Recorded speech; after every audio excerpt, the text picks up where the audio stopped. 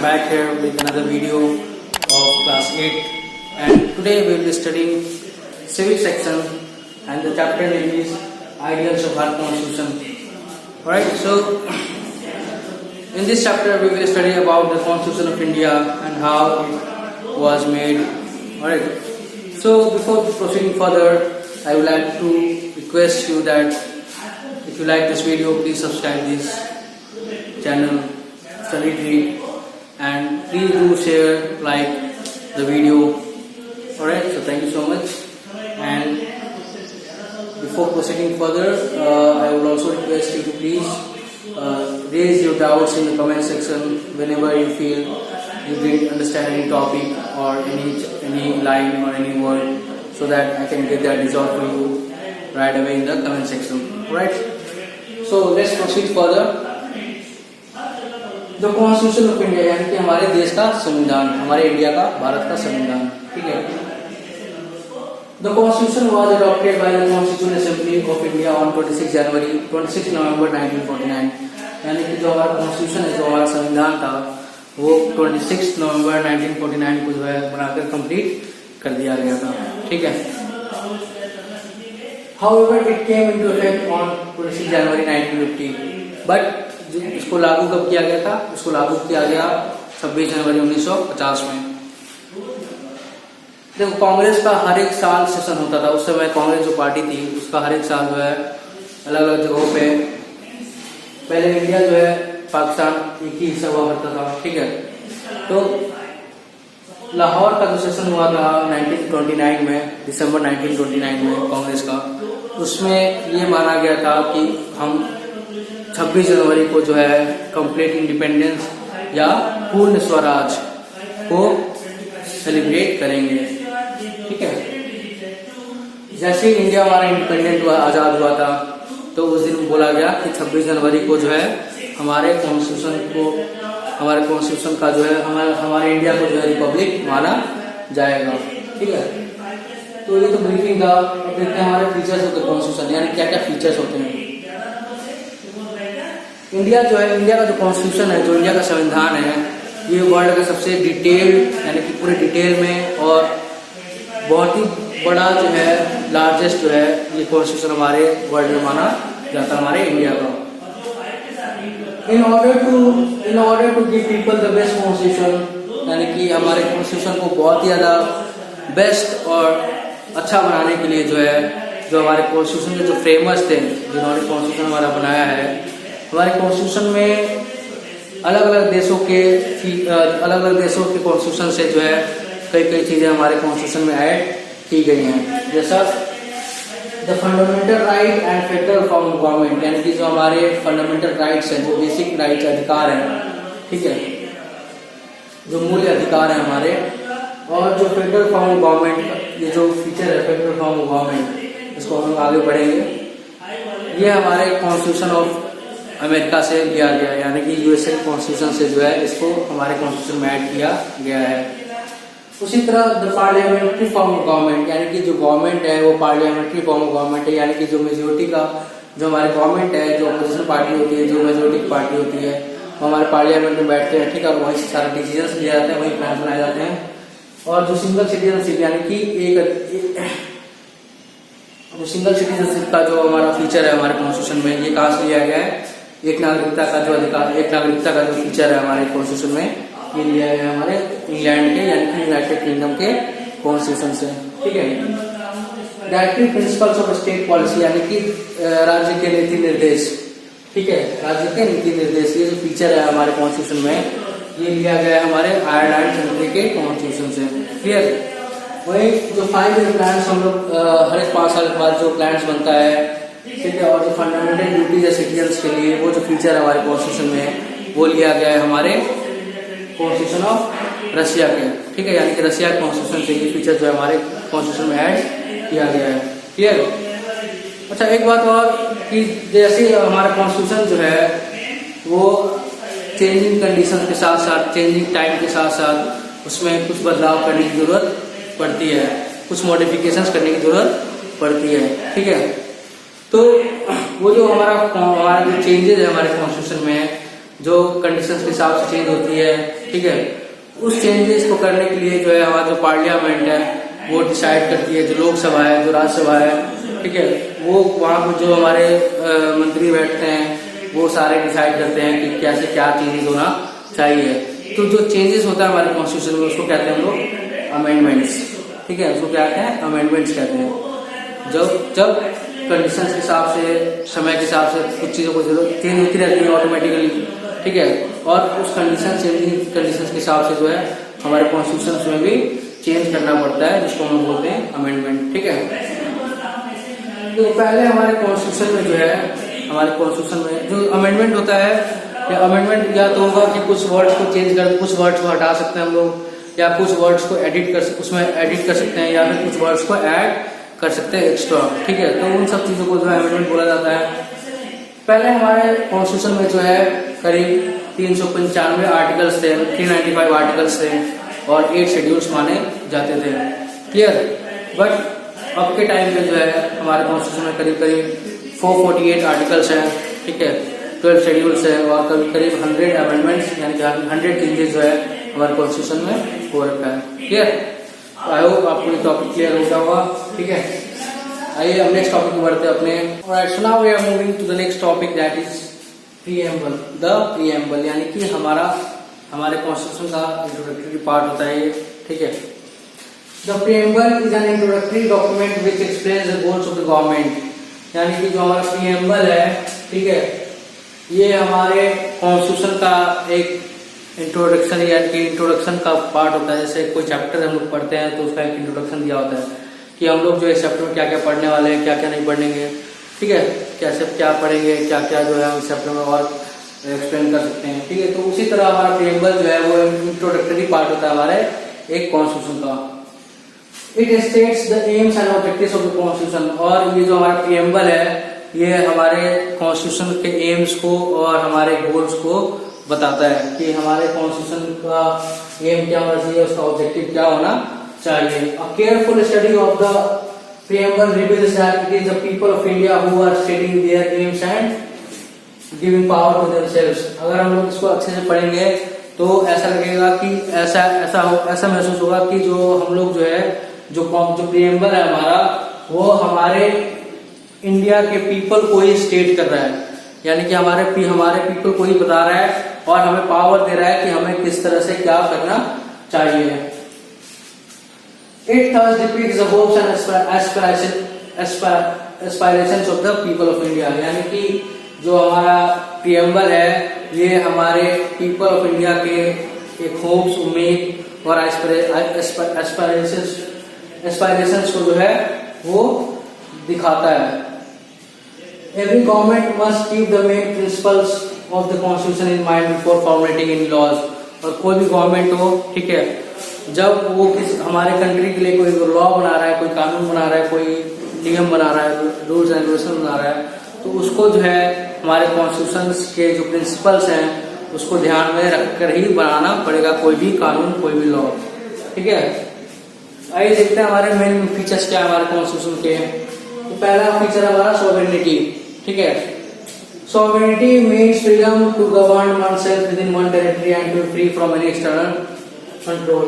यानी कि सॉवरेनिटी का मतलब ये होता है कि सॉवरेनिटी मतलब एक फ्रीडम होता है हमारे पीपल के लिए, हमारे गवर्नमेंट के लिए, हमारे लिए, ठीक है, जिसमें हम लोग कोई भी काम कर सकते हैं और कोई दूसरा आके हमें इंटरफेयर हमारे कामों में ना कर सके। और Indians are free to govern themselves and to make laws, यानी कि जो इंडिया के लोग हैं उनको फ्री रहने का अधिकार है, ठीक है, और अपने आप से कोई भी काम करने का अधिकार उनके पास है, बशर्ते जो है वो कॉन्स्टिट्यूशन को ध्यान में रखे। There should be no external interference in any kind of functioning of the government। और ये गवर्नमेंट के लिए भी अप्लाई करता है कि गवर्नमेंट जो काम कर रही है, गवर्नमेंट का जो फंक्शनिंग है उसमें किसी भी एक्सटर्नल कंट्री का या फिर एक्सटर्नल लोगों का या एक्सटर्नल पॉलिटिकल पार्टीज का कोई इंटरफेरेंस ना हो, बशर्ते ये है कि वो जो काम कर रही है गवर्नमेंट वो देश के हित के लिए हो, ठीक है। तो ये हमारा पहला फीचर है सॉवरेनिटी, ठीक है। इसके बाद हम पढ़ेंगे जो हमारा नेक्स्ट फीचर है वो हमारा है सोशलिज्म, ठीक है, फेडरलिज्म एक्सेट्रा। देखते हैं नेक्स्ट टॉपिक में। नेक्स्ट टॉपिक जो है social and economic equality. Socialism का मतलब क्या होता है कि सभी लोगों को जो है हमारे इंडिया में सोशल और इकोनॉमिक इक्वालिटी को एंजॉय करने का अधिकार है। सोशल इक्वालिटी कहने का मतलब है कि सब लोग जो है एक समान होंगे, कोई भी जो है किसी भी बेसिस पे जो है किसी के साथ भेदभाव नहीं होगा, ठीक है। यानी कि जैसे डिस्क्रिमिनेशन बहुत सारे जगह होता है कि कास्ट को लेकर, रिलीजन को लेकर, कलर को लेकर, ठीक है, सेक्स को लेकर, जेंडर को लेकर, लैंग्वेज को लेकर, फूड को लेकर डिस्क्रिमिनेशन होता है। बट उसका सोशल इक्वालिटी का मतलब है कि ये सब जो है ये डिस्क्रिमिनेशन नहीं होना चाहिए और हर एक सिटीजन्स को जो है दूसरे सिटीजन्स के चीजों को रिस्पेक्ट करने की आजादी है। वो उसकी रिस्पेक्ट करेगा तभी जो है कॉन्स्टिट्यूशन में जो मेंशन किया गया है वो सक्सेसफुल हो पाएगा, ठीक है। और इक्वालिटी बिफोर लॉ, इसका मतलब ये होता है कि कानून के सामने सब जो है बराबर है। किसी भी रिच, पुअर, अमीर, गरीब, किसी भी रिलीजन पे, किसी भी कास्ट पे, किसी भी कलर पे जो है भेदभाव नहीं होना चाहिए, ठीक है। जो एक प्रेसिडेंट है उसको भी वही अधिकार मिला हुआ है, जो एक गरीब का बच्चा है वो भी इक्वल है, ठीक है। जो जस्टिस है वो सबके लिए बराबर होगा। जो प्रेसिडेंट जो अगर कोई गलत काम करता है या फिर एक गरीब का बच्चा जो गलत काम करता है तो जस्टिस जो है दोनों को बराबर का पनिशमेंट देगी। ऐसा नहीं कि वो प्रेसिडेंट है तो छूट जाएगा, वो गरीब का है तो उसको पनिशमेंट मिलेगा, क्लियर, ऐसा नहीं है, ठीक है। Economic equality refers to equitable distribution of wealth and decent standard of living for all। Economic equality कहने का मतलब है कि जो वेल्थ का डिस्ट्रीब्यूशन है, पैसे का डिस्ट्रीब्यूशन है वो बराबर होना चाहिए। यानी कि और ये भी कहता है, इसका मतलब ये भी होता है कि सबको जो है अपने बिजनेस को अपने किसी भी बिजनेस को करने का अधिकार है, बशर्ते वो लीगल होना चाहिए, ठीक है। कोई भी जॉब करने का अधिकार है, ठीक है। बराबर सबको पे मिलना चाहिए अकॉर्डिंग टू देयर वर्क। अगर वुमेन एंड मैन में कोई डिस्क्रिमिनेशन नहीं होना चाहिए वर्क प्लेस पे।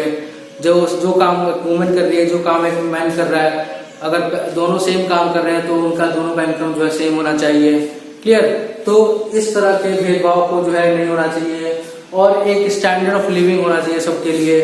तो मतलब सबके लिए जो है एक बराबर का स्टैंडर्ड ऑफ लिविंग होना चाहिए, सबको अधिकार होना चाहिए, सबको छूट होना चाहिए कि वो किसी तरह का भी अपना प्रोफेशन, किसी तरह का भी ऑक्यूपेशन, ठीक है, वो कर सके, क्लियर। तो ये कहता है हमारा इकोनॉमिक इक्वालिटी, ठीक है।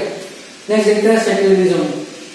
सेक्युलरिज्म मतलब धर्मनिरपेक्ष, हिंदी में कहते हैं धर्मनिरपेक्ष। The preamble states that India is a secular country, यानी कि जो हमारा प्रीएम्बल है वो क्या कहता है कि हमारा जो कंट्री है इंडिया वो एक सेक्युलर कंट्री है, यानी कि यहाँ पे रिलीजन के लेकर जो है कोई भेदभाव नहीं होता है। This means that there should be no state religion.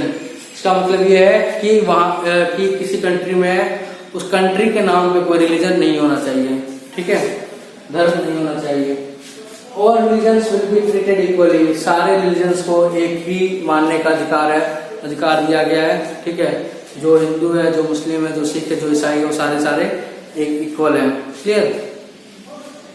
The constitution also guarantees the right to freedom of religion, यानी कि ये जो है the right to freedom of religion, ठीक है। तो हमारे कॉन्स्टिट्यूशन में एक फंडामेंटल राइट है जिसको कहते हैं right to freedom of religion, यानी कि एक व्यक्ति को जो है कोई भी धर्म को अपनाने का, कोई भी धर्म को अपने धर्म को चेंज कर सकता है वो चाहे तो, ठीक है। वो अपने धर्म को जो है आगे बढ़ा सकता है, अपने धर्म को प्रोपगेट कर सकता है, ठीक है। The Constitution also guarantees the right to freedom of religion as a fundamental right, यानी कि ये हमारा मूल अधिकार है right to freedom of religion, यानी कि हम किसी भी अधिकार को चूज कर सकते हैं, किसी भी धर्म को चूज कर सकते हैं, किसी धर्म को अपना सकते हैं, ठीक है। This includes freedom to profess, यानी कि अपने किसी धर्म को अपनाना, किसी धर्म को आगे बढ़ाना, प्रचार करना, एंड प्रैक्टिस एंड रिलीजन है, किसी धर्म को हम लोग प्रैक्टिस कर सकते हैं, किसी धर्म को भी अपना सकते हैं, किसी धर्म को भी मान सकते हैं। Hence, every religious group in India can practice and propagate its faith, यानी कि जो उसकी विश्वास है किसी धर्म में, जो जैसे फॉर एग्जाम्पल मैं हिंदू हूँ तो मुझे अपने धर्म में विश्वास है तो मैं अपने धर्म को आगे बढ़ा सकता हूँ, अपना प्रैक्टिस कर सकता हूँ, मंदिर बना सकता हूँ, ठीक है, और पूजा करवा सकता हूँ अपने घर में, तो मुझे उसमें कोई रोक टोक कोई दूसरे रिलीजन का आदमी नहीं कर सकता है। The government has the duty to protect life, liberty and property of all its citizens without discriminating against them on the basis of caste, religion, etc. यानी कि जो गवर्नमेंट है हमारी, ठीक है, तो गवर्नमेंट यानी कॉन्स्टिट्यूशन में क्या लिखा हुआ है कि गवर्नमेंट जो है वो अपने सिटीजन्स की लाइफ को, लिबर्टी मतलब फ्रीडम को और उसकी प्रॉपर्टी को जो है प्रोटेक्ट करेगा, उसकी ड्यूटी होगी गवर्नमेंट की, ठीक है।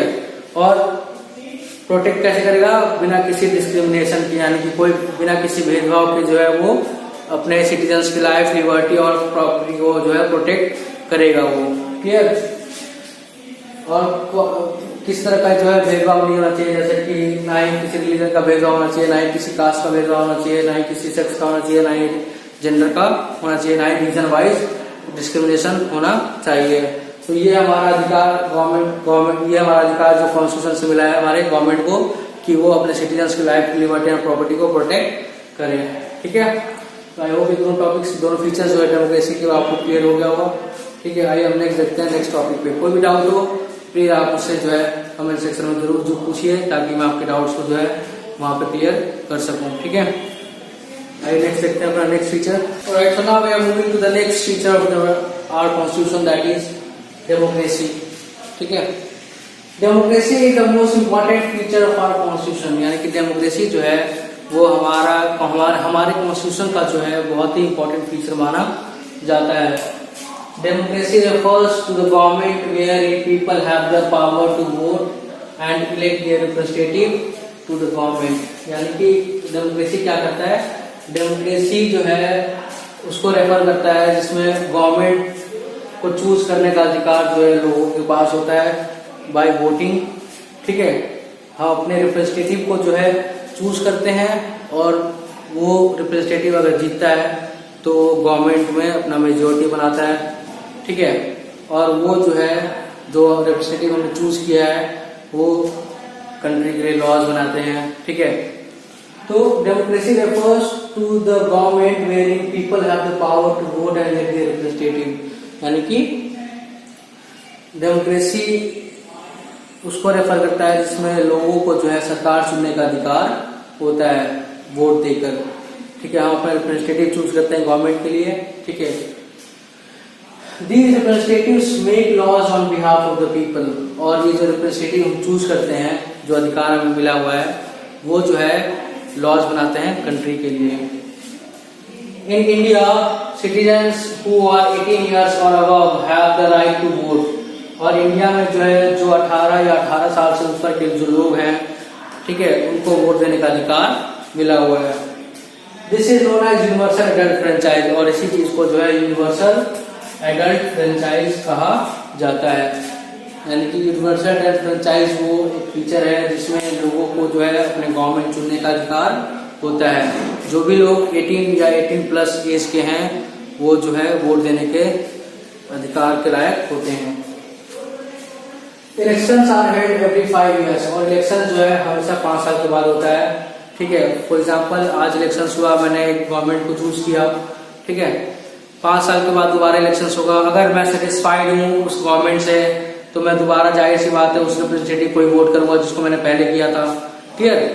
बट अगर मैं सेटिस्फाइड नहीं हूँ, जिसको मैंने वोट दिया था वो ढंग से काम नहीं कर रहा है, वो अपनी ड्यूटीज को ढंग से परफॉर्म नहीं कर रहा है, या गवर्नमेंट ओवरऑल जो है वो ढंग से काम नहीं कर रही है, तो हम उसको वोट ना देकर किसी दूसरे पार्टी को वोट दे सकते हैं, दूसरे कैंडिडेट को, ठीक है। तो हमें जो है वोटिंग के आधार पर हर 5 साल के बाद जो है गवर्नमेंट अगर खराब काम कर रही है तो उसका हटाने का अधिकार भी हमें मिला हुआ है, ठीक है। तो इससे क्या होता है कि जो अल्टीमेट पावर है डेमोक्रेटिक कंट्री में वो किसके पास होता है? वो सिटीजन्स के पास होता है। या तो वोट अगर अच्छा काम कर रहा है तो वोट देके उसको दोबारा ला सकते हैं हम लोग, अगर अच्छा काम नहीं कर रहा है सरकार और गवर्नमेंट तो उसको हम लोग हटा भी सकते हैं, क्लियर। तो आई होप ये टॉपिक आपको ऊपर वाला क्लियर हो गया होगा, डेमोक्रेसी का मतलब, ठीक है, जिसमें लोगों को अपना सरकार चुनने का अधिकार होता है। अब फेडरलिज्म, ठीक है, federalism. India has a federal form of government, यानी कि इंडिया का जो गवर्नमेंट है वो कैसा है? वो फेडरल फॉर्म ऑफ गवर्नमेंट है। यानी कि इंडिया में जो है 2 तरह के गवर्नमेंट चलाए जाते हैं, एक स्टेट लेवल पे और एक सेंट्रल लेवल पे। सेंट्रल लेवल जो कि पूरे कंट्री के लिए वर्क करता है, और स्टेट लेवल का गवर्नमेंट जो है वो एक पर्टिकुलर स्टेट के लिए गवर्न करता है। ठीक है, this means that our country is govern at 2 levels, यानी कि हमारी कंट्री में जो दो लेवल की गवर्नमेंट होती है, at central and the state level. ठीक है, the president is the constitutional head of our country, और जो प्रेसिडेंट होता है उसको कॉन्स्टिट्यूशन ने अधिकार दिया हुआ है कि वो कंट्री का हेड कहलाता है, वो कहलाएगा। प्रेसिडेंट जो होता है, जो राष्ट्रपति होता है, वो हमारे कंट्री का या किसी भी कंट्री का हेड होगा। ठीक है, तो हमारे कंट्री का जो हमारा कॉन्स्टिट्यूशन है उसने अधिकार दिया हुआ है कि जो प्रेसिडेंट बनेगा वो हमारे कंट्री का हेड होता है, जिसको हम लोग कहते हैं first citizen of our country. The prime minister heads the government at the centre and parliament makes laws for the country, और जो प्रधानमंत्री होता है वो एक गवर्नमेंट का हेड होता है। ठीक है, प्रधानमंत्री क्या होता है, जो सरकार होती है उसका हेड माना जाता है, और यही जो प्रधानमंत्री के जो बाकी मिनिस्टर्स होते हैं, जो बाकी रिप्रेजेंटेटिव्स होते हैं हमारे, वो पार्लियामेंट में बैठते हैं और वहां से वो लोग लॉज बनाते हैं, पूरे कंट्री के लिए कानून बनाते हैं। ठीक है, at the state level governor is the nominal head while chief minister heads the government, और स्टेट लेवल की बात की जाए तो गवर्नर जो होता है वो हेड होता है उस स्टेट का। जिस तरह प्रेसिडेंट पूरे कंट्री का होता है, उसी तरह गवर्नर जो है वो पूरे स्टेट का हेड माना जाता है, और जिस तरह प्राइम मिनिस्टर सेंट्रल लेवल की गवर्नमेंट का हेड होता है, उसी तरह जो हमारा चीफ मिनिस्टर होता है, ठीक है, वो हमारे स्टेट किसी पर्टिकुलर स्टेट का हेड माना, और किसी पर्टिकुलर स्टेट का जो गवर्नमेंट होता है, जो मेजोरिटी में आपके जो पावर में आता है, उसका हेड माना जाता है हमारा चीफ मिनिस्टर। द विधानसभा और state legislature makes laws for the state, जिस तरह पार्लियामेंट जो है पूरे कंट्री के लिए लॉ बनाती है, उसी तरह हर एक राज्य में जो है वहां पे विधानसभा है, हिंदी में विधानसभा या फिर स्टेट लेजिस्लेचर। ठीक है, स्टेट लेजिस्लेचर या फिर विधानसभा, वो वहां पर जो है स्टेट के जो मेजोरिटी के पावर के जो मिनिस्टर्स होते हैं वहां पे बैठकर जो है वहां पे लॉज या कानून बनाते हैं। The power and function of the central and the state government has been clearly defined under the 3 list, और जो हमारा फंक्शंस है एक सेंट्रल लेवल के मिनिस्टर्स के लिए, सेंट्रल गवर्नमेंट के लिए और स्टेट गवर्नमेंट के लिए, ठीक है, उसको जो है क्लियरली डिफाइन किया गया है कि क्या क्या पावर्स जो है सेंट्रल गवर्नमेंट के मिनिस्टर्स के लिए होंगे और क्या क्या पावर जो है स्टेट गवर्नमेंट के लिए होंगे। ठीक है, उसको 3 लिस्ट में डिवाइड किया गया है। कौन कौन से? एक यूनियन लिस्ट जो कि सेंट्रल लेवल पे काम करता है, ठीक है, सेंट्रल लिस्ट मतलब सेंट्रल गवर्नमेंट के पावर्स हैं, फंक्शंस हैं। उसी तरह स्टेट लिस्ट है, यानी कि स्टेट लिस्ट में जो राज्य के फंक्शंस होते हैं, जो फंक्शंस होते हैं, जो काम काज होते हैं, वो उसमें डिफाइंड होता है इसमें। और कंकरेंट लिस्ट वो लिस्ट होता है जिसमें सेंट्रल और स्टेट गवर्नमेंट दोनों मिलकर जो है दोनों का उसमें फंक्शंस होते हैं कंकरेंट लिस्ट में। स्टेट लेवल में स्टेट लिस्ट में सिर्फ स्टेट के जो फंक्शंस होते हैं, जो पावर्स होते हैं वो मेंशन होते हैं। यूनियन लिस्ट में वो फंक्शंस और पावर्स मेंशन होते हैं जो सेंट्रल गवर्नमेंट के लिए होता है। कंकरेंट लिस्ट में स्टेट गवर्नमेंट और सेंट्रल गवर्नमेंट दोनों का mixture of functions and powers होता है। ठीक है, तो आई होप यह टॉपिक आपको जो है क्लियर हो गया होगा। ठीक है, कोई भी डाउट हो तो प्लीज आप मुझसे कमेंट सेक्शन में जरूर से जरूर पूछिएगा। ठीक है, आइए हम नेक्स्ट बढ़ते हैं अपने नेक्स्ट फीचर या फिर नेक्स्ट टॉपिक पे। Alright, so now we are moving to the next topic, that is India is a democratic republic. ठीक है, India is a democratic republic, कहने का मतलब है कि इंडिया एक डेमोक्रेटिक कंट्री भी है और एक रिपब्लिक भी है। ठीक है, अगर इसको आगे देखा जाए तो कहने का मतलब ये हुआ कि डेमोक्रेटिक मतलब जो है गवर्नमेंट जो बनती है हमारे कंट्री में वो किसके द्वारा चूज होती है, वो लोगों के द्वारा चूज की गई हुई गवर्नमेंट होती है। ठीक है, मेजोरिटी का वोट जिसको मिलता है, मेजोरिटी ऑफ सीट जिस पार्टी को मिलती है वो अपना गवर्नमेंट का फॉर्मेशन करते हैं। ठीक है, तो ये हो गया हमारा डेमोक्रेटिक, यानी कि वोट देने का अधिकार मिला हुआ है सारे लोगों को यहाँ पे जो 18 प्लस से अबव एज के लोग हैं। क्लियर, और उनको ये भी अधिकार है कि वो चूज करे पार्टीज को या और गवर्नमेंट बनाने के लिए। उसी तरह रिपब्लिक का कहने का मतलब है कि जो हेड ऑफ द स्टेट होगा, जैसा अभी हमने पढ़ा था, जो प्रेसिडेंट है वो हमारे कंट्री का हेड माना जाता है। ठीक है, तो रिपब्लिक कहने का मतलब है कि जो हेड ऑफ द स्टेट है, जो कंट्री है, उसको चूज करने का अधिकार लोगों को मिला हुआ है। और democratic republic refers to a government chosen by people, यानी कि डेमोक्रेटिक रिपब्लिक रेफर्स करता है वो गवर्नमेंट जो कि पब्लिक के द्वारा चूज की गई गवर्नमेंट होती है। Thus the government is answerable to its people, यानी कि जो गवर्नमेंट है वो लोगों के प्रति जवाबदेही हो जाती है। कोई भी चीज होती है, कोई भी घटना घटती है, या कोई भी प्लान बनता है, कोई भी लॉ बनता है, तो उसके लिए जो है गवर्नमेंट को, पीपल को जवाब देना पड़ेगा। ठीक है। Political democracy grants equality to everyone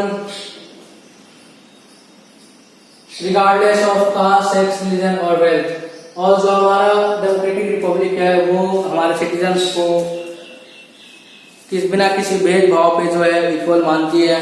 ठीक है, बिना किसी भेदभाव के, जैसे कि ना किसी के कास्ट के बेस पे, ना किसी के सेक्स के बेस पे, ना किसी के रिलीजन के बेस पे, ना किसी के वेल्थ के बेस पे जो है इक्वल मानती है, बट सबको जो है एक समान वो मानती है। ठीक है। The term Republic means that the head of the state shall not be hereditary head, यानी कि रिपब्लिक कहने का मतलब है कि जो हेड ऑफ द स्टेट होगा वो हेरिडेटरी नहीं होगा। हेरिडेटरी कहने का मतलब है कि पहले वो हुआ, फिर उसका बेटा होगा, फिर उसके बाद कोई दूसरा होगा, फिर उसके बाद कोई दूसरा होगा उसके घर का ही। ठीक है, वैसा नहीं है। जनरेशन टू जनरेशन जो है वो रिपब्लिक, वो हेड ऑफ द कंट्री नहीं माना जाएगा, but will be chosen by people through an election. But जो हेड ऑफ द स्टेट होगा वो चोजन बाय द पीपल होगा। ठीक है, यानी कि हम अपना रिप्रेजेंटेटिव चूज करते हैं। ठीक है, वो रिप्रेजेंटेटिव क्या होता है, गवर्नमेंट का पार्ट होता है। फिर वो रिप्रेजेंटेटिव क्या होता है, हमारे हेड ऑफ द स्टेट यानी प्रेसिडेंट को चुनने का मत देता है, वो अधिक वो अपना वोटिंग देता है। यानी कि इनडायरेक्टली जो है हम लोग जो है प्रेसिडेंट यानी कि हेड ऑफ द स्टेट को चूज करते हैं। In a republican form the head of the state is elected for a particular period of time, और जो हेड ऑफ द स्टेट है वो पर्टिकुलर पीरियड ऑफ टाइम के लिए जो है इलेक्ट होता है। जैसे हमारा प्रेसिडेंट हमारी कंट्री में वो 5 साल के लिए इलेक्ट होगा। ठीक है, उसी तरह से अगले 5 साल बाद कोई दूसरा आएगा। हेरिडेटरी नहीं होता है, यानी कि उसके बाद उसका बेटा आएगा, उसका भाई आएगा, उसका चाचा आएगा, उसका ताऊ आएगा, ऐसा नहीं होना चाहिए। ठीक है। As a republic India also aims to secure justice, liberty, equality and fraternity to all its citizens. अगर इंडिया रिपब्लिक है तो इंडिया जो है, इंडिया का एम होता है कि वो अपने सिटीजन्स का जस्टिस सिक्योर करे, उसको लिबर्टी उसका सिक्योर करे, प्रोटेक्ट करे, उसकी इक्वालिटी को प्रोटेक्ट करे, और फ्रेटर्निटी को जो है उसको प्रोटेक्ट करे। जस्टिस, सिक्योर जस्टिस कहने का मतलब है कि अगर जो हमारे सुप्रीम कोर्ट होते हैं, जो हाई कोर्ट होते हैं, वो हमारे जस्टिस देते हैं कि कौन सही है कौन गलत है, बेस्ड ऑन द एविडेंसेस, यानी कि एविडेंस के प्रूफ पे जो है वो जो गलत है उसको गलत और जो सही है उसको सही माना जाता है, चाहे वो कोई बड़े नेता का लड़का हो, चाहे वो गरीब का बच्चा हो। ठीक है, तो हमारे रिपब्लिकन फॉर्म में क्या होता है कि जस्टिस सबको बराबर मिलता है। ठीक है।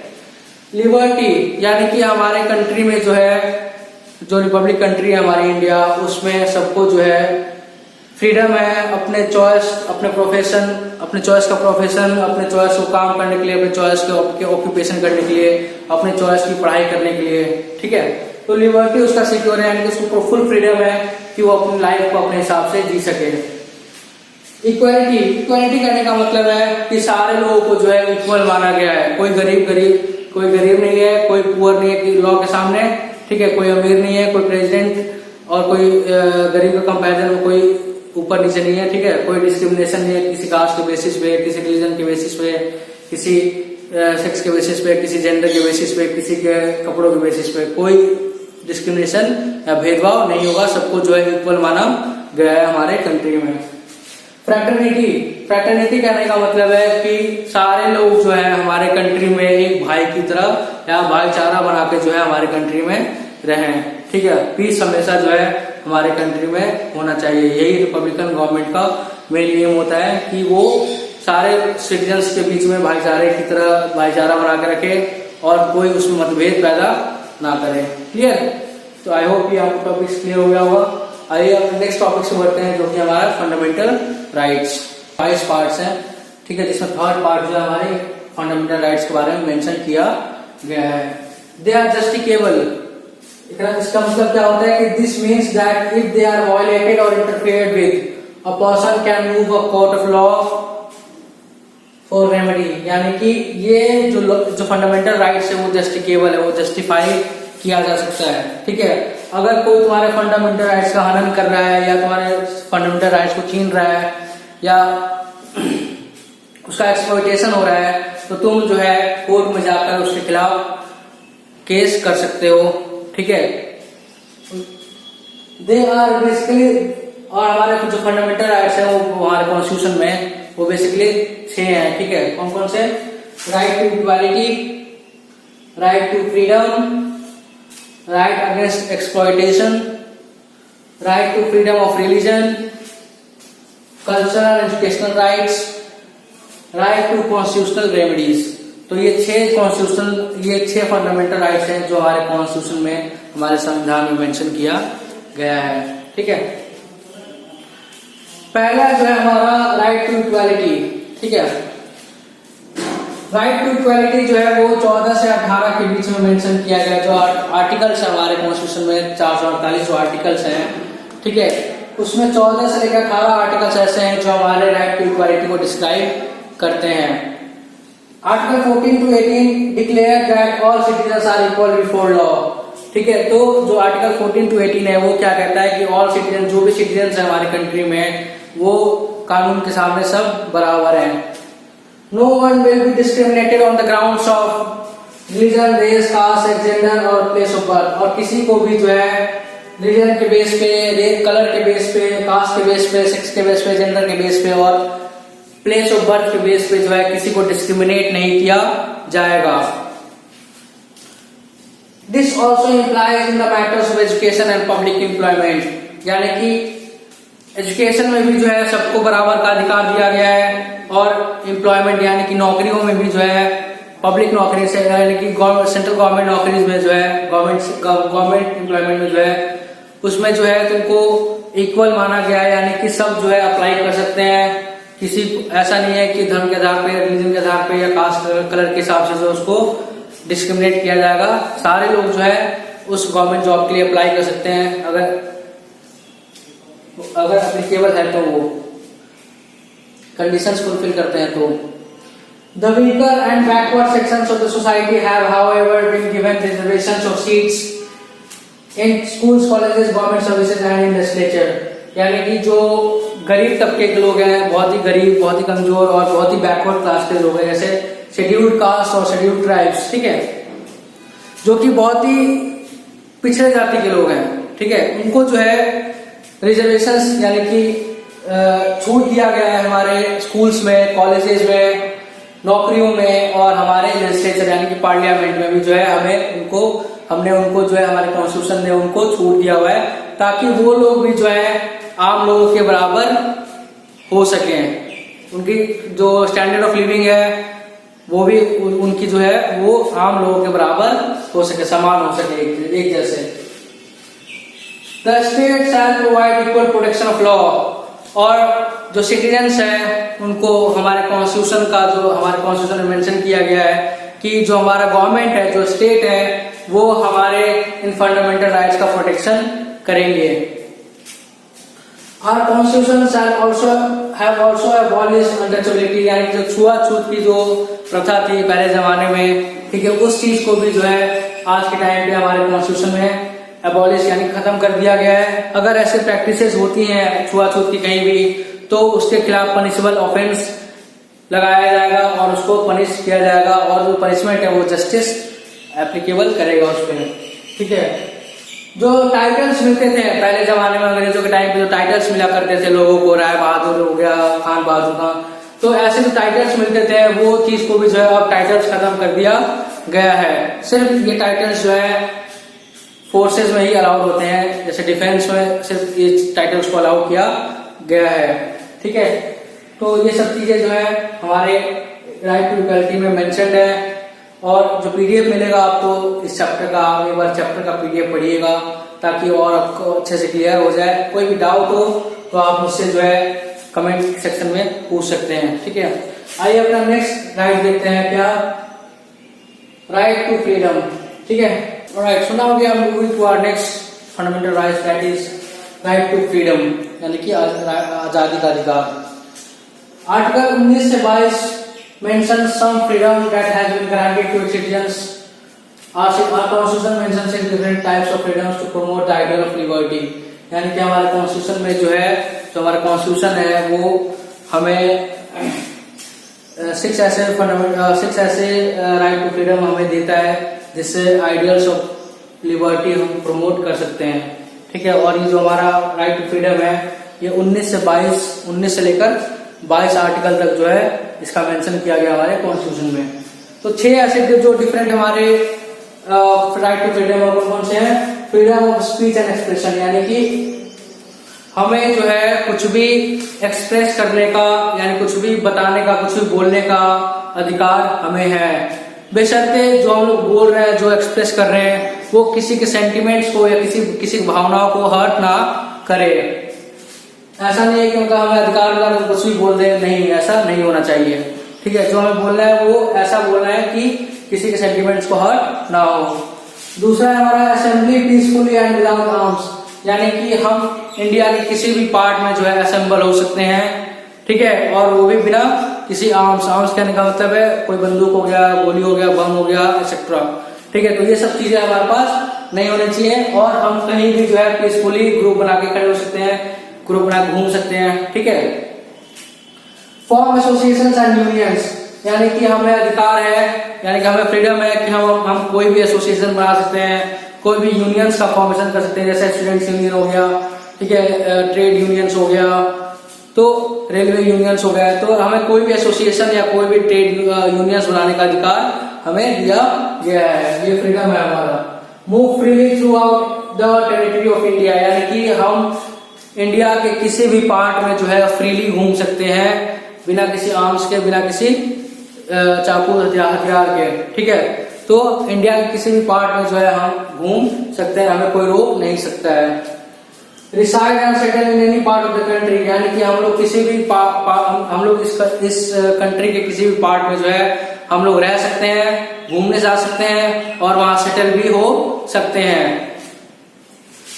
प्रैक्टिस एनी प्रोफेशन और ऑक्यूपेशन, ट्रेड और बिजनेस, यानी कि हमें फ्रीडम है कि हम कोई भी बिजनेस को, कोई भी व्यापार को, कोई भी काम को जो है हम जो है कर सकते हैं, हमें आजादी मिला हुआ है, बेशर्ते कि वो जो काम हम लोग कर रहे हैं वो इलीगल ना हो, वो अगेंस्ट कॉन्स्टिट्यूशन ना हो, ठीक है, अगेंस्ट द लॉज ना हो। Right to freedom includes free and compulsory education to children below 6 to 14 years of age, और राइट टू फ्रीडम ये भी कहता है कि फ्री और कंपल्सरी एजुकेशन मिलना चाहिए 6 से लेकर 14 साल के बच्चों तक को स्कूल्स में, गवर्नमेंट स्कूल्स में।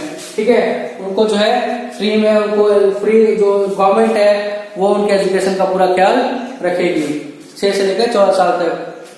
Right to freedom also means that no one can be punished without being proved guilty, और राइट टू फ्रीडम हमें ये भी आजादी देता है कि हम जो है तब तक हमें पनिशमेंट नहीं मिल सकती जब तक हम गिल्टी यानी गलत हम लोग प्रूव नहीं हो जाते जस्टिस से।